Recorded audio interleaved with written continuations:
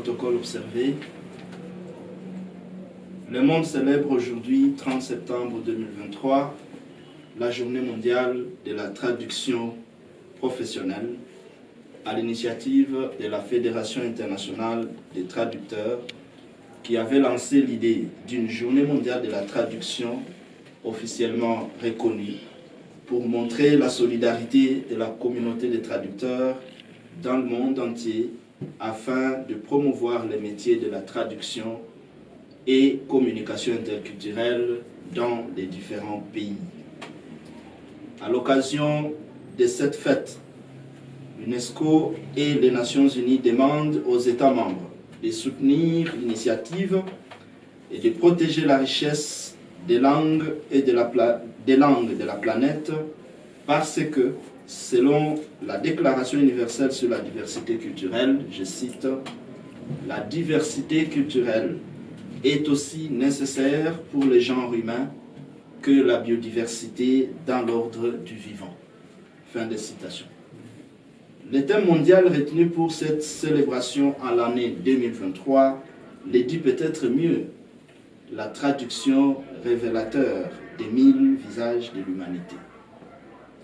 Par ce thème fédérateur, nous avons souhaité rappeler cette année le rôle crucial que joue la traduction, l'interprétation et la terminologie dans nos vies, tout en mettant à l'honneur notre humanité partagée. Ce thème célèbre les 1000 façons dont la traduction, en nous faisant découvrir d'autres cultures, fait office des révélateurs de la diversité d'expériences des citoyens du monde. Alors que le bouleversement climatique et géopolitique résonne partout sur la planète, la traduction aide à désamorcer les menaces qui pèsent sur la paix et la sécurité, en jouant un rôle de premier plan dans la diplomatie et le multilatéralisme, le développement durable, l'aide humanitaire et l'action en faveur des droits humains et la dignité des personnes. En cette année du 70e anniversaire de la Fondation de la Fédération internationale de la traduction, c'est également une occasion de célébrer les 1000 facettes de l'histoire de cette fédération. Bien que la Journée mondiale de la traduction ait été officiellement reconnue par l'Assemblée générale des Nations unies à sa 71e session, qui a adopté à l'unanimité la résolution 71/288, instituant le 30 septembre dans tout le réseau des Nations unies, la Fédération internationale des traducteurs, elle, l'a célébrée déjà depuis plus de 30 ans. Pour rappel, la Journée mondiale de la traduction est célébrée chaque année, en principe le 30 septembre, lors de la fête de Saint Jérôme, le traducteur de la Bible, considéré comme le saint patron des traducteurs. C'est pour nous l'occasion de montrer notre fierté d'appartenir à une profession qui est de plus en plus essentielle à l'ère de la mondialisation. Mesdames et messieurs de la presse, distingués invités, la date du 24 mai 2017 a marqué un événement important pour les traducteurs, terminologues et interprètes professionnels. Cette année-là, à sa 71e session, l'Assemblée générale des Nations unies, guidée par la Charte des Nations unies, a adopté à l'unanimité la résolution A/RES/71/288, reconnaissant le rôle de la traduction professionnelle dans le rapprochement des nations et la promotion de la paix, de la compréhension et du développement.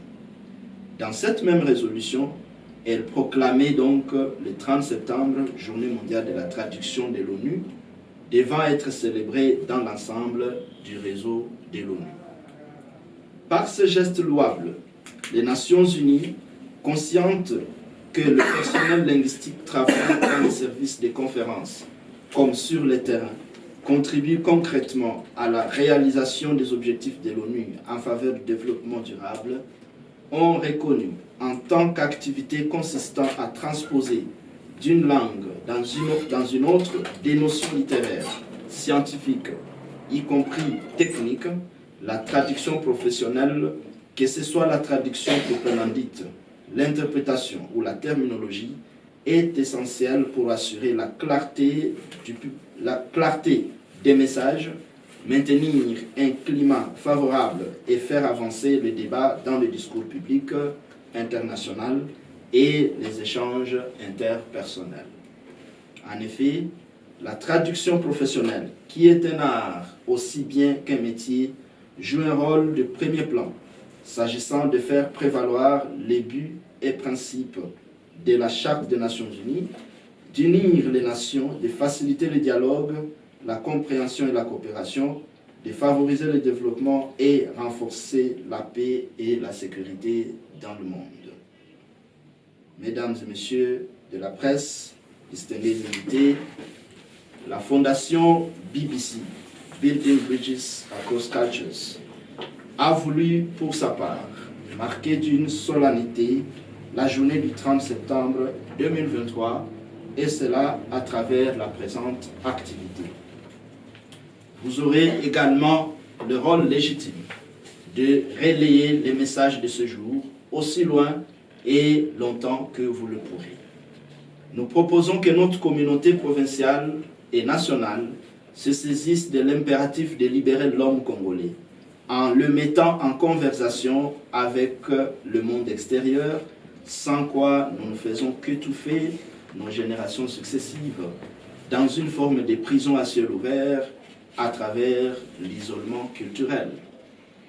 L'isolement culturel et le confinement culturel sont très dangereux à l'heure de la mondialisation parce que le monde, devenu de plus en plus petit à travers la technologie de l'information, sous toutes ses formes, ouvre des couloirs d'échange permanents qui ne profitent qu'à ceux qui s'intègrent le plus rapidement et le plus facilement. Le projet de l'émergence multisectorielle de la RDC, que le président de la République démocratique du Congo porte à cœur, propose d'investir dans la jeunesse pour la rendre plus compétitive, jouissant de plus de facilités d'intégration professionnelle et la mettre en conversation avec les réalités mondiales à l'ère du numérique et des contacts interculturels récurrents. Toutes ces initiatives en faveur de la jeunesse doivent nécessairement s'appliquer dans un système éducatif conséquent. C'est ici pour moi l'occasion de féliciter très vivement le ministère de l'Enseignement supérieur et universitaire de mon pays pour le courage et la perspicacité avec lesquels il est en train d'arrimer notre cursus universitaire au système LMD en offrant à la jeunesse congolaise des offres de formation caractérisées par la lisibilité et l'adéquation aux besoins du marché de l'emploi. Par la même occasion, je salue la grande initiative d'érection d'une université bilingue au Sud Kivu, notre province, à partir de la ville du Bukavu. Les initiateurs et les gestionnaires de cette institution d'enseignement universitaire, l'Université bilingue du Congo UBC, sont en train d'ériger un modèle d'avant-garde qui représente l'éducation interculturelle telle qu'elle devait être.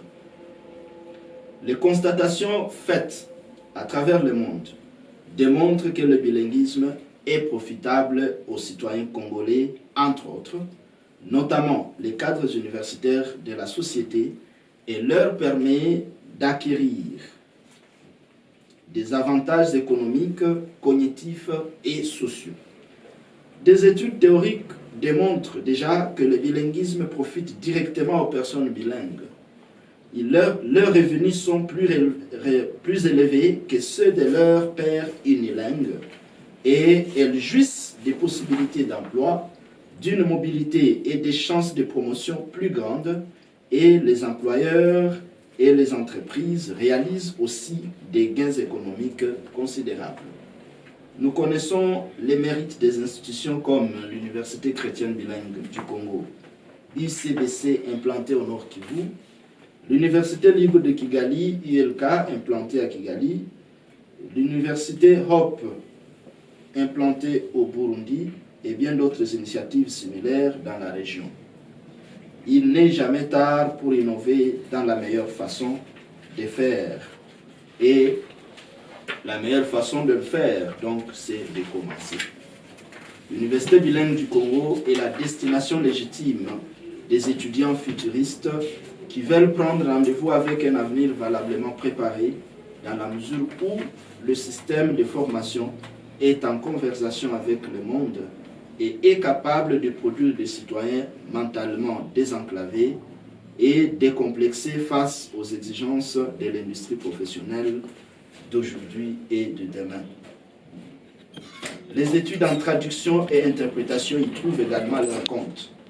Et pour la première fois, une université de l'Est de la RDC met en avant l'intégration régionale et mondiale dans la constitution de ses offres de formation. Pourquoi donc ne pas louer cette vision? Messieurs et dames de la presse, distingués invités, la même résolution 71/288 a mentionné à son article 3 l'invitation à tous les États membres, les organisations des Nations Unies et les autres organisations internationales et régionales, ainsi que les organisations non gouvernementales et les particuliers à célébrer la Journée internationale de la traduction comme il se doit et dans le respect des priorités nationales, afin de mieux prendre conscience de l'importance de la traduction professionnelle et insister sur le fait que les activités organisées à cette occasion devraient être financées au moyen des contributions volontaires. Tenant compte de cette disposition, les cabinets de traduction de la Fondation BBC annoncent aujourd'hui la création de 3 bourses d'études au profit des 3 étudiants de première année, Bac 1, à Bukavu. Ces bourses d'études décrochées par la Fondation BBC auprès de ses partenaires extérieurs sont inscrites dans la logique de promotion de la communication multilingue par l'intermédiaire des traducteurs et autres professionnels des langues et du numérique. C'est pourquoi, de ces 3 bourses orientées à Bukavu seront décernées à 2 étudiants. 2 d'entre elles seront décernées à 2 étudiants inscrits dans la filière de traduction et interprétation et une sera attribuée à un étudiant inscrit dans la filière communication numérique. Les démarches préalablement faites auprès des institutions établies en province ont résulté en une décision de décerner toutes ces 3 bourses aux étudiants de l'Université bilingue du Congo, IBC, pour 2 raisons. La première, c'est que l'Université bilingue du Congo nous renseigne qu'elle organise des études dans les filières concernées par notre programme, c'est-à-dire la filière de traduction-interprétation ainsi que la filière de communication numérique. Des 2, nous n'avons trouvé aucun reproche tachant la crédibilité de l'institution, notamment dans la gestion des dotations extérieures.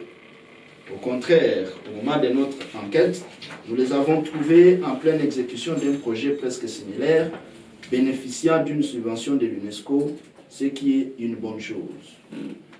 Il nous reste donc d'entrer en contact avec les étudiants inscrits en première année Bac 1 dans les 2 filières et les soumettre à un test objectivement composé et administré pour dégager les 3 heureux lauréats boursiers de la Fondation BBC pour l'année académique 2023-2024.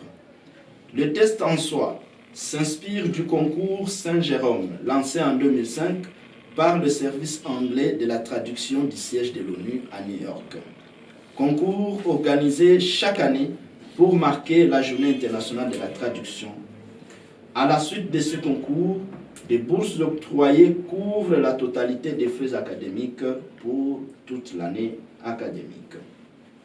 Mesdames et messieurs de la presse, distingués invités, je ne voudrais pas clore mon propos de ce jour sans rendre hommage à la presse congolaise.